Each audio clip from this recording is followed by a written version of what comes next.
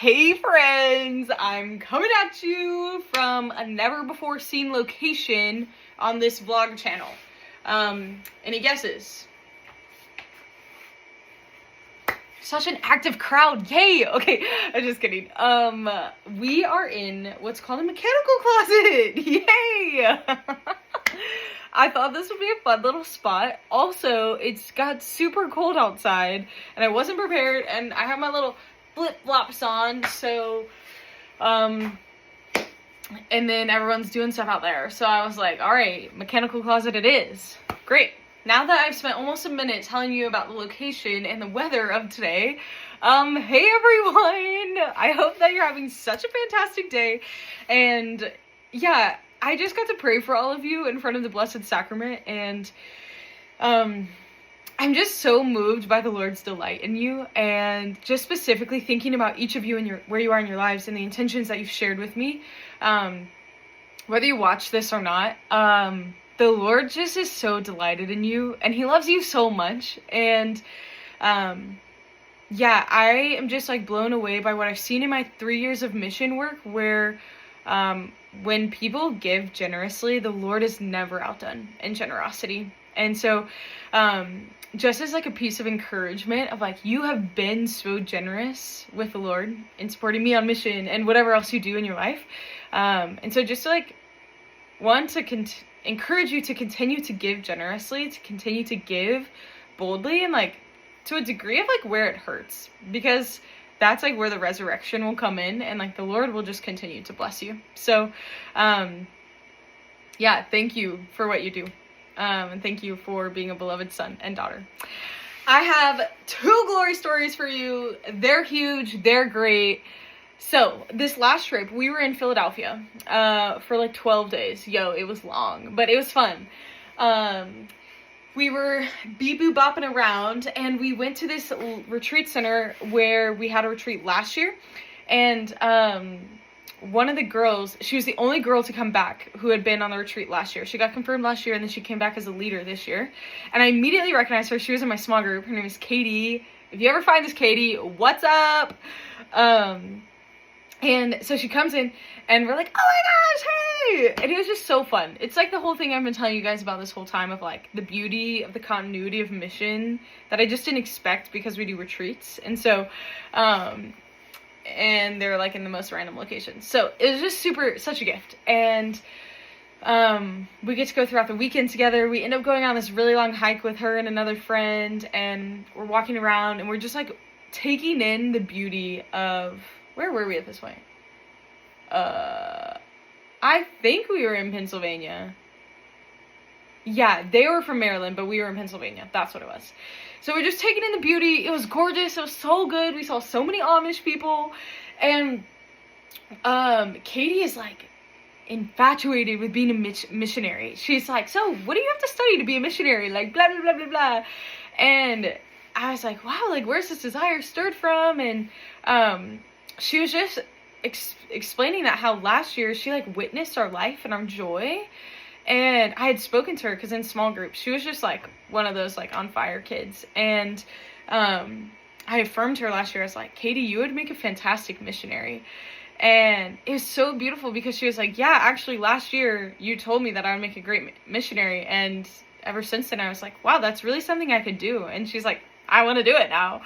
And so she's looking at Catholic colleges to go to, and it's just so beautiful. And then at the end of that, the Saturday night of that retreat, we had adoration, and it was so beautiful. I'll attach a photo of this for you guys, but basically adoration comes, everyone's like doing their thing, you know, and she like gets out of her chair and like sits just right in front of Jesus. And there was just something so beautiful and so moving about that to me, of like, wow, this girl that I got to meet last year who was about to get confirmed, got to encourage her, and here she is again, like giving up a weekend of her life to like walk with these younger girls, and now here she is just sitting in front of Jesus. And like, this is what it's all about. This is what it's for. Like, if all of my time of Life Teen Missions was simply for Katie, it was worth it. And it's just so beautiful. Like, this is the church. So that just blessed me a lot. And then that was that retreat. It was super good, super fun. And then next retreat, we got to like hang out in Philly for a day or two at like off days, and then we were working from Philadelphia, and then we started the next weekend retreat, and it was with one of my old teammates who's now the youth minister at the parish we were at. And yeah, it was just so sweet. These kids up there just like never really heard of Life Teen. This was the first Life Teen retreat ever in this area. Life Teen is like only at this parish in all of Philadelphia. Like, it's like very unknown and all the things. And so it's beautiful to be able to be brought out and to just like meet these kids where they are and just like bring a new life and a new vigor to what the idea of Christ is and what he can be. Rather than just like this checkbox thing that like we do, and I go to Catholic school and I'm forced to go to this, I'm forced to go to that, blah, blah, blah. But like really emphasizing the beauty of relationship, and that's what influences the why behind Christianity, the why behind why do we go to Mass? Well, when you're in love, you're willing to do anything for the one that you love. Shout out to you, Timothy and Jesus. Okay. But yeah, and so it's just beautiful. And so we're there. And we had this time where we got to go to confession, and everyone had kind of cleared out, whatnot, people had gone, and I see this one girl who I'd gotten to know a little bit throughout the weekend. It's like mid-Saturday right now, and I see her, and I just kind of see her like crying, like she's having like a moment, and so I'm like, okay, Lord, like I'm talking to the Lord, and I'm like, what do you want me to do? And I like feel called to like go sit by her and just like tell her like, I'm here if you want to talk. If not, like, by all means, I'll be right here, don't you worry. And